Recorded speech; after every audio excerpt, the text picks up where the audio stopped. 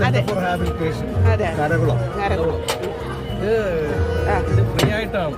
ഇത്രയും ആൾക്കാർക്ക് ഇവിടെ വരുന്ന എല്ലാവരും ഫ്രീ ആയിട്ട് സന്തോഷത്തോടു കൂടി ഞാൻ എല്ലാ ദിവസവും ഇവിടെ വന്ന് കുടിക്കുന്നുണ്ട്. ഞാൻ അറിയാമല്ലോ ഓട്ടിസം ഡെവലപ്മെന്റ് ചലഞ്ചസ് ഉള്ള കുട്ടികൾ IFF പ്രതിനിധികൾക്ക് പൈനാപ്പിൾ ചായയും ഗ്രേപ്പ് ടീയും പുതിന ചായയും അറേബ്യൻ കോഫിയൊക്കെ ഫ്രീ ആയിട്ട് കൊടുക്കും.